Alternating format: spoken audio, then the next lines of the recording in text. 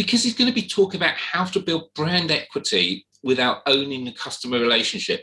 And let's face it, when you're selling on marketplaces, the marketplace really owns the customer. So I'm really looking forward to this session.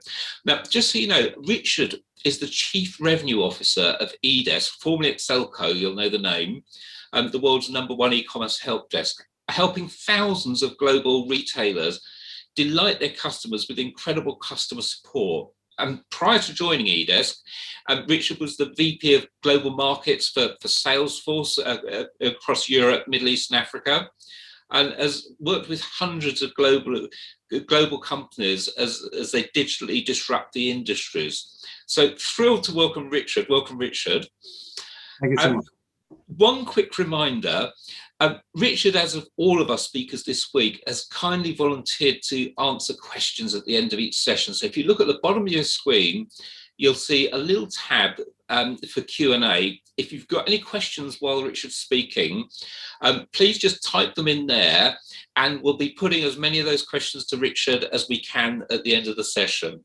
So without further ado, our very first speaker for Tamebay Live this year, welcome, Richard.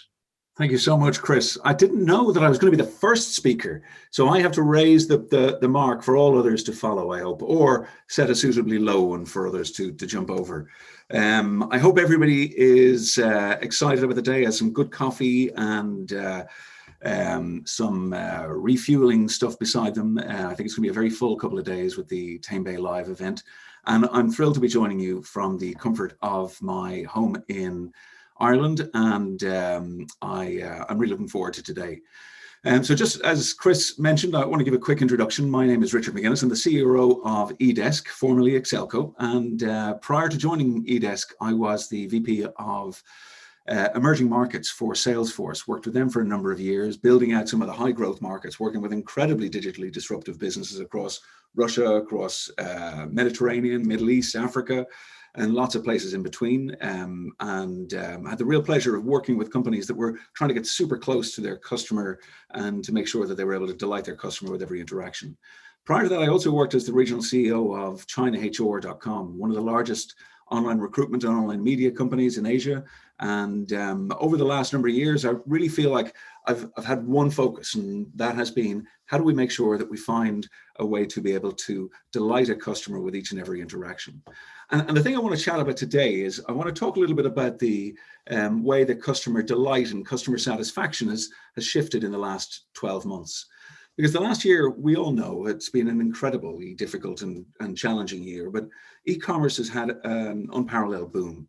And as a result, we've also seen a huge surge in customer inquiries.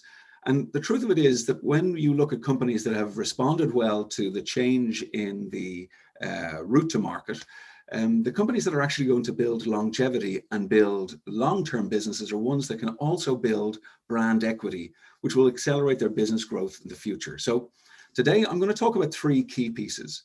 Firstly, we want to chat about the role that marketplaces in particular have played in this e-commerce boom in the last year.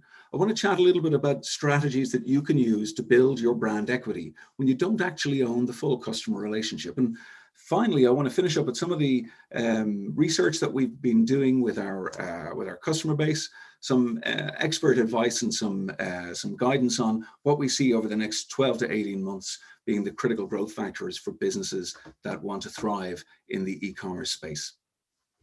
So without any further ado, I'm going to jump into talk a little bit about how shopping has changed.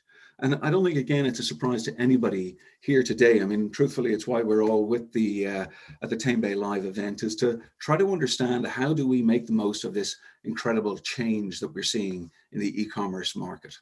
So e-commerce has changed the way we shop. It's changed so dramatically that over the last year, they estimate that 44%, we've seen 44% growth in e-commerce in the UK and US markets. Online shopping has now reached a tipping point where over 50% of purchasers and consumers are now going to be making some of their purchasing decisions purely online. And so what we've also seen is that multi-channel distribution has become incredibly important to help companies broaden their reach and ultimately find new customers. It's no longer okay to just set up a store, to open up your Shopify site and to expect that everything's going to be okay. You have to make sure that you're opening up those new channels to market and being able to find new ways to be able to connect with new customers.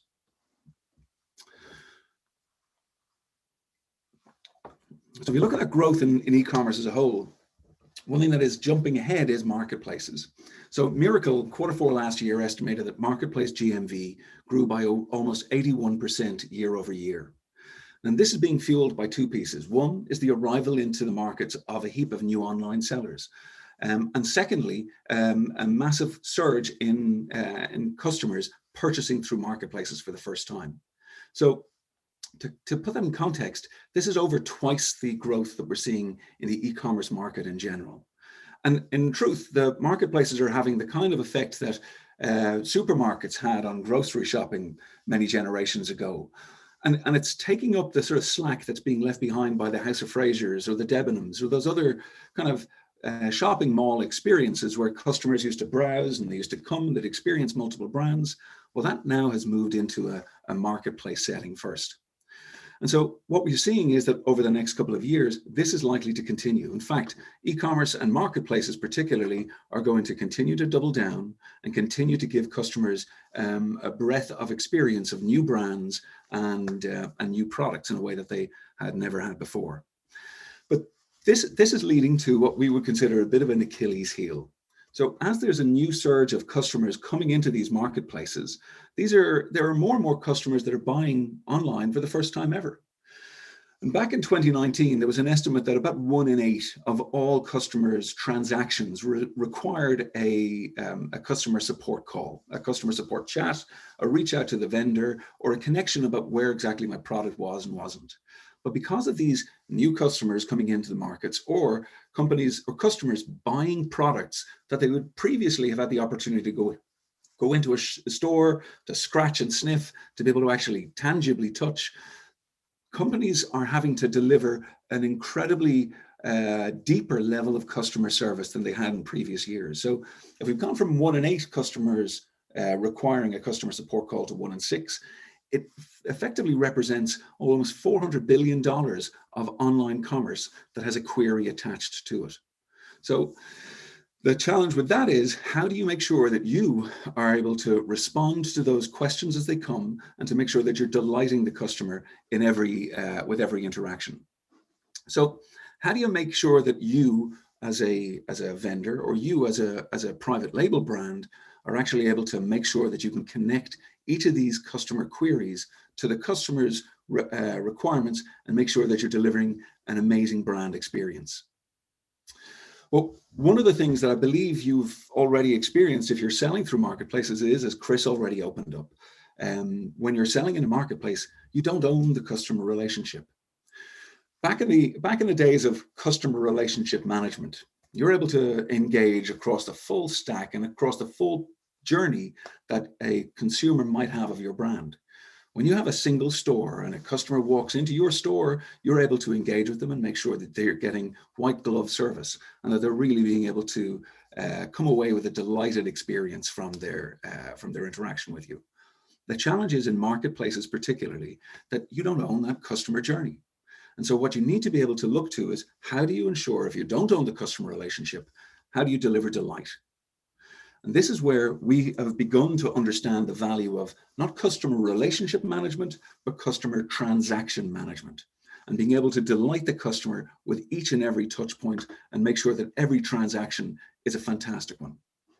And it's only through that you're going to be able to build brand equity. Because again, this isn't just about being responsive to the way the market has changed over the past 12 months. It's about being able to build a brand for the future and being able to build brand equity that is going to be a flywheel to allow your company and your brand to continue to grow and to continue to expand the years ahead. So brand awareness is one thing that I think the marketplaces have done amazingly well on behalf of the companies that work with them. They're able to effectively touch a much broader market, a much more global, much more diversified market than they would previously have had. But if you aren't careful about how you build that brand image, then your brand equity isn't going to be built. So today I want to chat about 3 key strategies that will help you build and maintain that brand equity, even when your customer is coming through a marketplace journey. And so your brand isn't always right in the middle of everything they do. So the three pieces that I wanted to chat about today are, I want to talk about how you're going to be able to deliver the perfect transaction each and every time. How do you make sure that you're delighting the customer with communication, and in fact, over communication at times? And then finally, how does that feed the feedback wheel? And that means, how do you make sure that you're powering a machine that's going to continue to build your brand equity with each and every 5-star review that you're being left? So delivering the perfect transaction every time sounds oh so easy, but of course we know that it also isn't most of the time. And we've kind of broken it down for today into 3 key categories. So if I want to build that perfect transaction experience, we're going to look at it through the lens of, how do we consolidate all of the communications? How do we automate those lower value or lower quality engagements? And also, how do we educate our customer base? So the first piece about consolidation, and this is an important piece to consider. Right now, again, if you were considering back 20 years ago when you had a single store and you had people coming in to you as the storekeeper, consolidation didn't really matter. But now we have this rapidly distributed channel. We have these hugely divergent ways of being able to connect with your brand. And all of these channels and all of these different markets and all of these different languages have meant that it's become more and more difficult to achieve a truly seamless customer experience. And so all of these different moving parts and all of these different cogs within your machine mean it's all too easy to miss a ticket, to be able to overlook that particular chat, to be able to perhaps let that email slip through the cracks. And if the process for engaging across these multiple channels is convoluted and it isn't brought into one environment, it can be very easy to forget to log in correctly to each of the different channels and to make sure that your customer is getting touched and getting responded to in the way that they want to be responded to. Because make no mistake, brand equity is delivered and brand value is being built with every time your customer reaches out to you. Because 93% of customers say that their loyalty to a company is directly influenced by the customer experience that they get, the customer service they receive. So if they give you an opportunity to over deliver in that customer experience, grab it. So really customer-centric businesses get this. They see that every opportunity to wow a customer should be taken and treated with kid gloves. So whether that be the review that you're getting or the question you're getting, if you can improve your reputation and you can consolidate that across multiple channels, what you're doing is you're forcing your brand up through the marketplace search results. You're able to make sure that you can actually bring all of these questions into one environment and resolve them quickly. Hopefully also what you start to do, and I've seen it over and over again where companies completely miss this key piece. By not consolidating all of the queries into one environment, they lose the chance to actually group them, to pull them in and understand trends, to see which products are underperforming or over-delivering customer queries. And so they can't solve for that underlying root cause of all those incoming queries. Maybe it's a particular issue with one manufacturer, or it's a particular challenge that you're experiencing with one delivery carrier or another. So pulling it all into one consolidated environment allows you to do something about it. The next piece of building this perfect transaction is automating. And automating used to be, and I think there was a great old fear years ago that automation means replacing customer service agents, or it's going to mean the loss of the touch between you and your customer. And it also, I think in the last couple of years, has become something that almost seems to be a big enterprise business consideration. Only the big companies can actually invest in the data structures, to invest in the kind of the data wrangling to be able to do artificially intelligent customer support. But that's no longer the case. And artificial intelligence is now taking away the drudge work from the customer service team and the mundane or the time-consuming tasks. Where's my shipment? And cutting and pasting and dropping in queries. That's the story of yesterday. So by reducing the workload on the customer support agents and by pushing through an automated response a simple message back to the customers that are querying, what you get is actually the opportunity for your customer support team members to spend time on the really meaty customer service issues and really ensure they're delighting the customers in that interaction. The last part of the powering this perfect transaction is being able to educate your customers about your product. Think about it. Who hasn't bought in the last number of months something online that they wouldn't have previously bought? They would have walked into a store and been able to engage with. Now we're buying unfamiliar products. We're expecting to be able to go in and buy a whole lot of things that we would otherwise have had the opportunity to engage with a person in store. And we're buying those things now online. And the simple questions and those easy pieces, by and large, customers are okay educating themselves. 81% of customers will try to self-serve before they'll reach out to a customer support agent. And that means if you give them that opportunity, you're actually going to deflect an enormous amount of calls and over-deliver on that promise that you're making to the customer. So maybe it's a chatbot on one of your own sites, or maybe it's improving that FAQ section in your e-commerce platform, or making sure that all of the questions and answers are presented properly. It's a great way to be able to build brand equity, and it allows you to make sure that that you are being transparent, that you're being open, and effectively you're partnering with the customer in the way that they make a decision to purchase from your business. So if we look at it overall, there's a lot of value in making sure that you delight the customer with every communication. Again, come back to the point we started with. Customer relationship management doesn't apply in a transaction-driven environment. It doesn't apply in a marketplace environment. The customer relationship needs to be replaced with a customer transaction management mindset. And so when you're managing the transaction and you're delighting the customer with every opportunity they give you, you're going to wind up with a much better connection to your customer. A lot of these stats here are from a recent study that we did where we spoke to more than 2,000 customers over across the US and the UK to chat about what was their experience of different brands and different companies when it came to the way that they were served. The things that they said was that the overriding things that we heard was that people want proactive communication. And that means I've got your order. We've seen your order. We've acknowledged it. We're on the case. They want to be able to make sure that if there is a problem with my shipment or there is a delay in the order being fulfilled, that I'll reach out and that I will let you know. And they expect that to be done in a pretty fast way. The majority of UK marketplace customers say that absolutely one of the fundamental portions of good customer service is response time. They want to know in 24 hours if there's going to be delay. And in fact, a not insignificant number expect a response within 4 hours. If anything goes wrong or if there's any reason for a delay, they want to be able to get a response super quick. And over again, being able to delight that customer means being able to ensure you're doing the very best you can do to connect the queries back and give them the answer they need.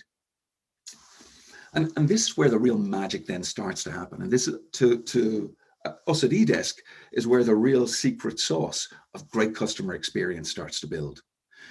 Because when customers are delighted, they're just going to leave great feedback. Feedback is the only way that in a transaction environment and with an intelligent transaction kind of engagement, it's the only way that customers get a read as to whether you're a company that they're willing to pay a little bit more for, or whether you're a company that they're just not going to purchase from.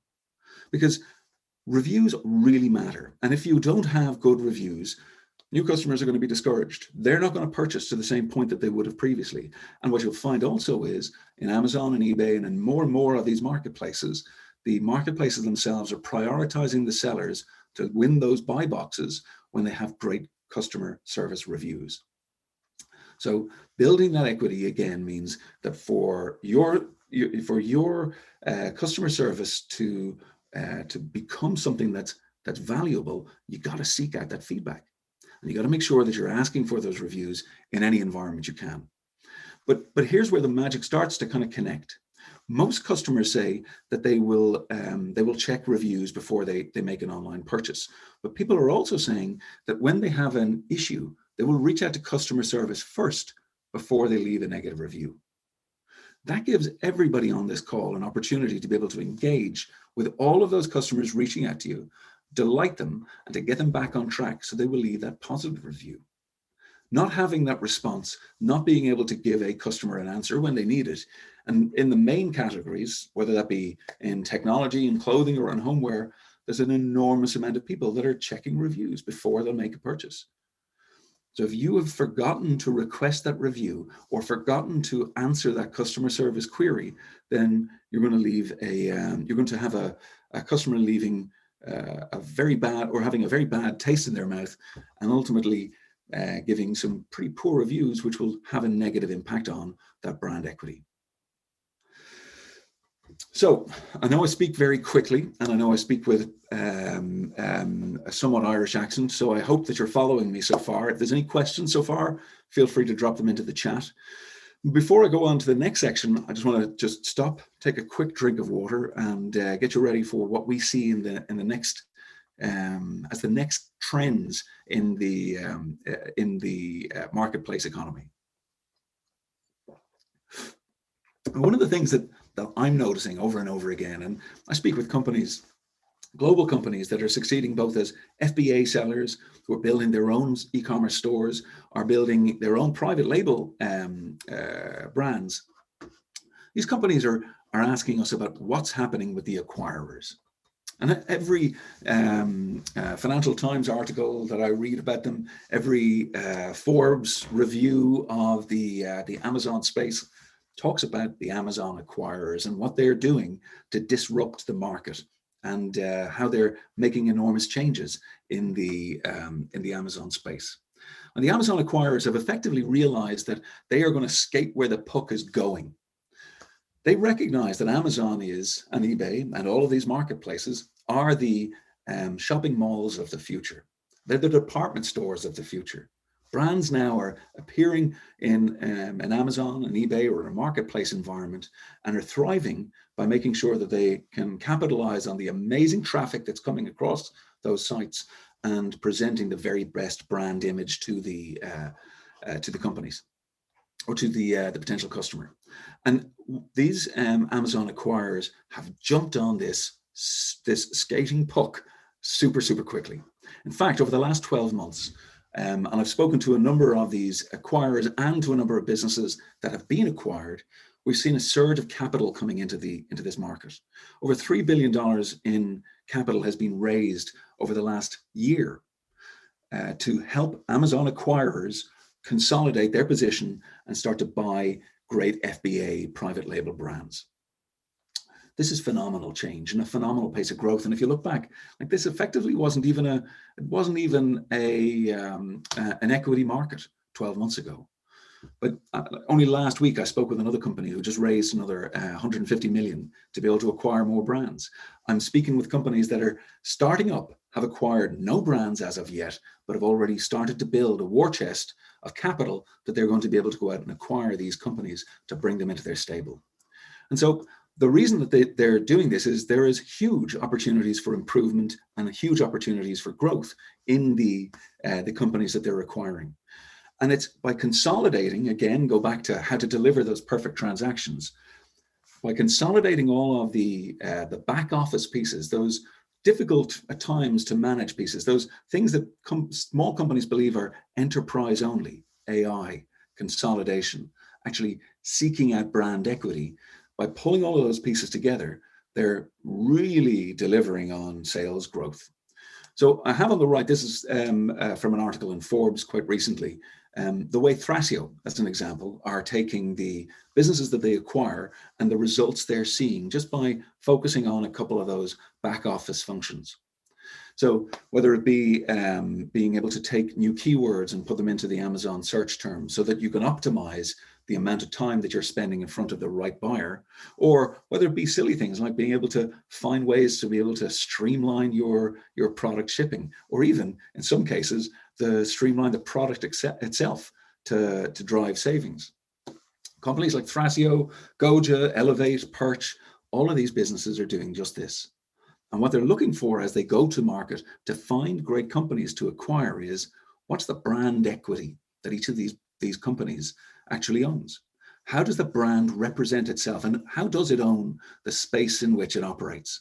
So when it looks to what are great acquisition targets, it's not just about the amount of revenue that these guys are seeing. It's about what sort of ownership of the brand does that private label actually have? Do they dominate their space through amazing brand equity?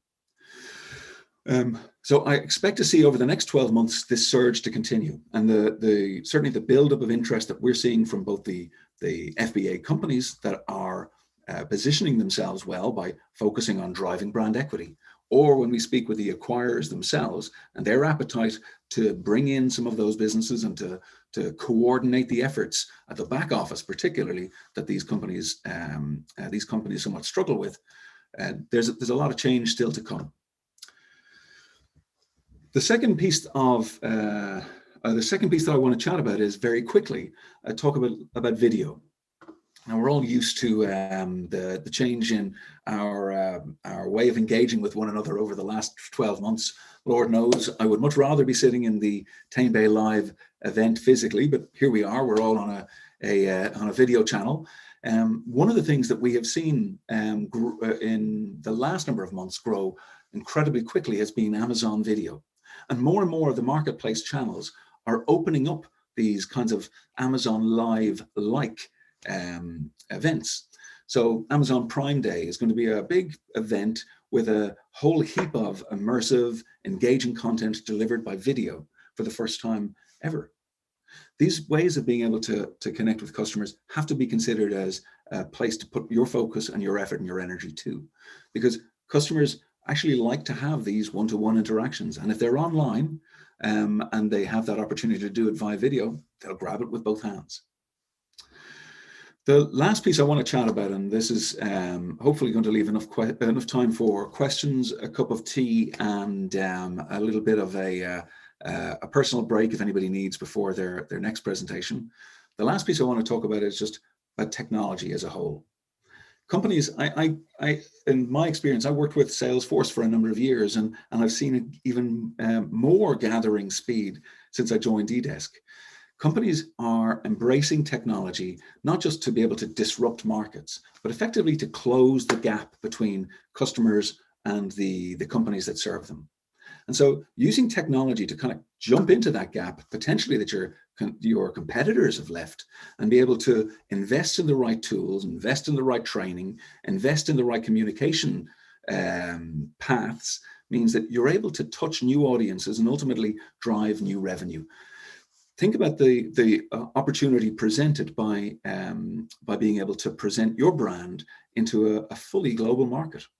If you can deliver through technology an experience that is fueled through translation and fueled through local idiomatic language, so that you can now connect your brand to multiple different global markets, it means you're able to open up a whole heap of new audiences that you would previously have been unable to serve. So making sure that those investments in technology are sensible and that they are always focused on the customer. Tech for tech's sake isn't worth the paper it's printed on, but tech that allows you to consolidate, that allows you to get close to your customer, is absolutely worth investing in.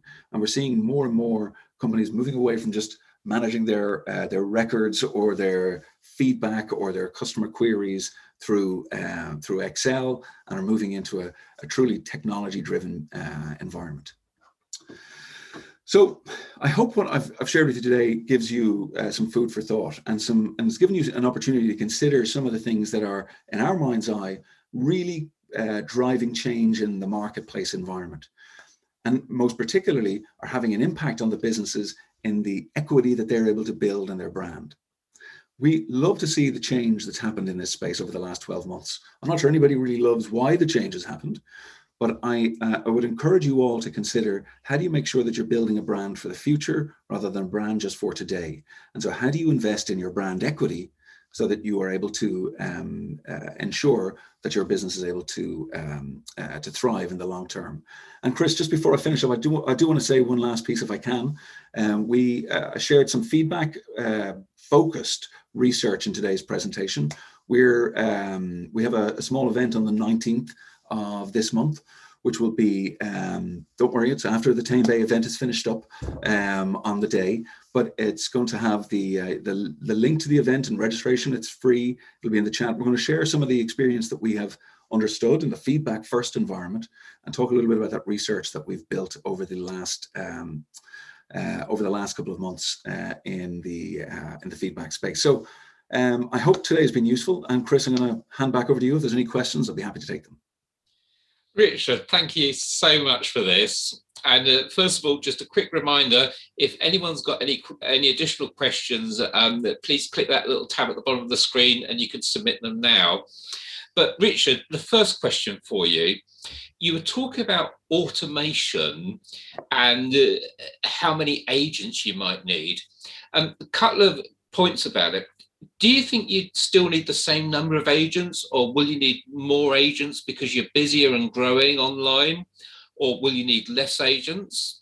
What realistically, for a brand that's been used to sort of people in store helping but are now selling online, what's the expectation? They're probably selling online anyway, but with marketplaces added in from the pandemic emergency measures, do they need to employ more people? Can automation reduce the number of people? Where do you see it going? That's a really good question. And, I think what I've noticed over and over again is that companies have, and we're seeing it in eDesk, companies who are having to pivot from an offline environment into an online environment, the ones that have succeeded at pivoting are ones that have been able to cross-train quickly their teams to use tools that are serving them rather than them having to serve the tool. What that means is they're being brought into an online first environment and are being supported by great tools that automate some part of the customer interaction. There's a lot of queries about where's my shipment, or is it available in a size small, or is that can I get that in a blue? That are fairly low-end queries that can be dealt with quickly by an AI chatbot or by an AI-fueled customer service tool. Even if it's a case where the AI bots are presenting to the customer support agent the likely answer to the query that they've received. And the customer support agent, instead of having to go through their FAQs or go through all their knowledge base or actually know intrinsically themselves what the answer is, the AI bot will allow them to answer super quickly and to take those mundane responses out of their inbox and back into the customer's hands as quickly as possible. So AI isn't about replacing any of the customer support agents, it's about augmenting them. And for a business, instead of having to look at, if we're going to have a linear path of growth between as my sales increase, so too do my number of customer support agents, it can become economically difficult to be agile, to be quickly able to move teams from an offline to an online world.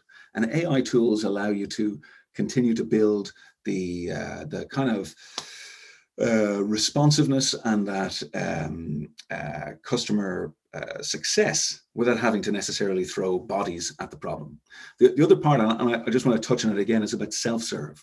And self-serve in an AI environment is a wonderful tool. If the customer query can be input and then responded to using the type of AI that's available, the customer will be delighted.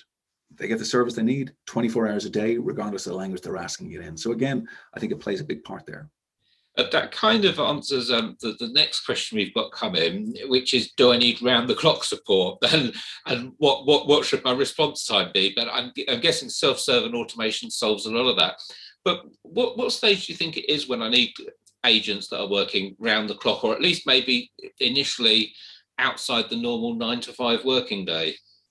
This is if you're selling to a global audience and you're selling in a 24/7 environment, customers understand that they're not going to have a response necessarily at 4 a.m. They certainly don't understand why it might be that they're not falling within your working day window. So you need to be able to make sure that their request is being recognized and acknowledged. And if there is a reasonable time frame in which you're going to be able to respond, that they're made aware of it, and potentially they're being given access to self-serve tools to help them deflect the top 30% of queries that typically come in about a given product or a given service. So we can't reasonably be responding to every customer ticket at 3 a.m. And also as a small business, we can't reasonably expect to have a team to answer them all, but acknowledging the receipt of the ticket, giving a clear understanding as to when that's going to be dealt with, and then giving the customer some of the information back to allow them to potentially answer the most urgent and important issues in their own time zone is, as I think, the right outcome. And ultimately, when you become such an incredibly big brand that you do have offices across the world, well, then it's a high-class problem where you're going to be delivering 24/7 support anyway. So, and then we've got a question on reviews, and probably the most basic question on reviews, but I think incredibly important. How long after a purchase should you ask a customer for a review? Should you do it the day the product's delivered, or a couple of days later, or a week later, or a couple of weeks later? Is there an optimum? Does it vary by category? Absolutely. And the ability to be able to request a review in a timely manner, but also being cognizant of any open customer service tickets is important. You don't want to ask them too early before they've received the product or engaged with the product, and you don't want to wait too long before effectively that sort of the first blush has come off your product. But worst of all is asking for feedback or asking for reviews when there's an open customer service ticket. And we see it over and over again. If we know that 1 in 6 of the transactions online carry a customer support request, if you're making a feedback request or a review request of your consumer while one of those tickets is open, it's a major no-no. We've seen that if you have the opportunity to respond to a customer service question and you respond well, the customer is more likely to leave that type of positive review that you seek. And we'll be drilling into on the feedback event on the 19th a little bit more about the detail of when's the right time. So hopefully we'll be able to answer in a little bit more detail at that event. We just had another question come in, and just a reminder, if anyone does have any questions for Richard, please click the Ask a Question tab at the bottom of the screen. Someone's just asked, what is the best way to turn a review request into a sales opportunity? How do you make repeat customers from review requests? It's a very, very good question. And it varies. If I look across the different marketplaces, there are different criteria that certain marketplaces put on how much information can be requested to continue that customer relationship beyond that transaction. And we've seen countless retailers who have fallen foul of, for example, Amazon's quite stringent criteria about how they can manage feedback or how a brand can request feedback. So if we're looking at a marketplace first context, there's going to be a certain rule set that has to be adhered to. We're very confident with eDesk because we are the only help desk that's Amazon Developer Council. We're on the Amazon Developer Council. Our feedback requests are always compliant with the Amazon terms. So it means that you're not likely to fall foul of the quite black and white execution of the rules there. And it can be very tricky in an Amazon first environment to follow through with another sales opportunity. The thing that I think is most important is that it's all of those other customers with whom you have yet to engage. They're looking at the reviews and the trail of feedback that you've left behind and that other companies or other customers have left on your brand or service. So over delivering on that and getting those 5-star reviews means the next customer that's being presented in front of your brand understands that you are a quality company delivering a quality service or a quality product. And that's typically what's going to allow the snowball effect of marketplaces to help you really accelerate sales. So bearing that in mind, obviously there's a background level of reviews, whether it be on Amazon, eBay, your own website or whatever. There's a background level of reviews that are just going to come in from people that just love reviewing. If you put in a tool to automate requesting reviews, as you've suggested, what sort of uplift in reviews can you expect? We see a very significant jump on them. If I look at it, there is a direct correlation between the likelihood to leave a review and the request to leave a review. As those requests go up, so too the number of reviews that are received. And the majority of companies don't actually reach out proactively and ask for those. And it's a terribly wasted opportunity.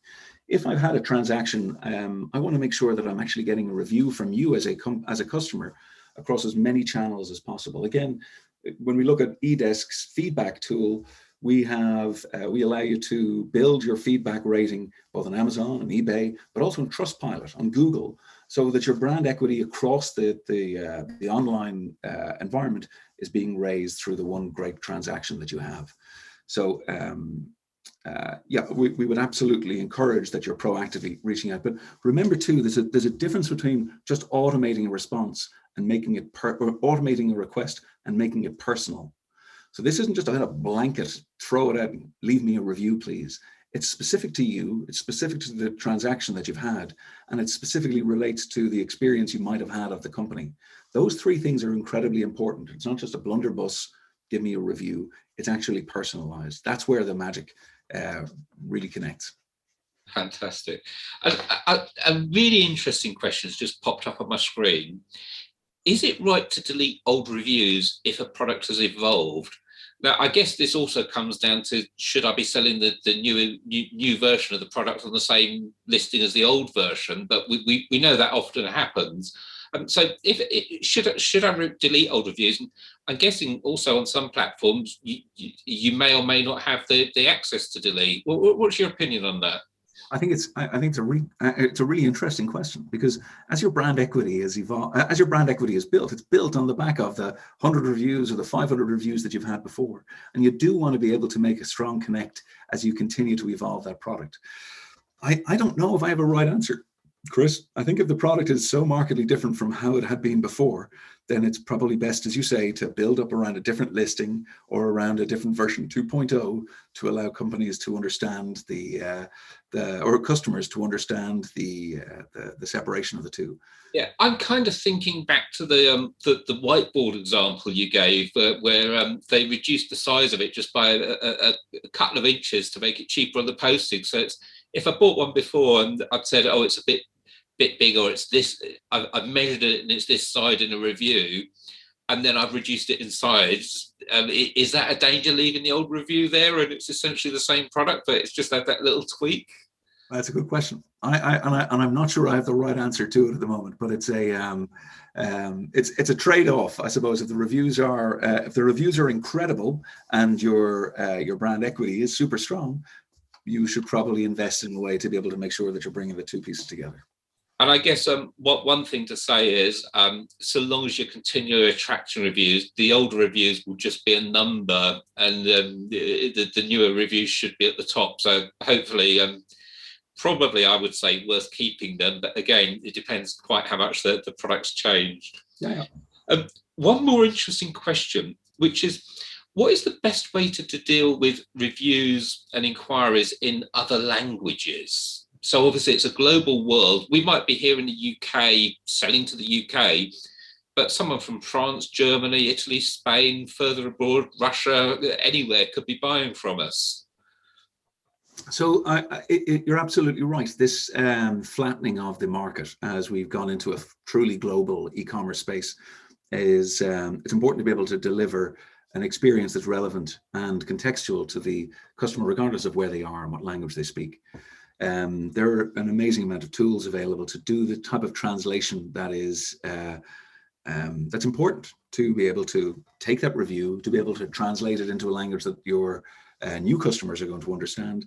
And I think the best way to be able to deal with them is to respond to them in that local language, if possible, to thank them for it and to be grateful for the review being left.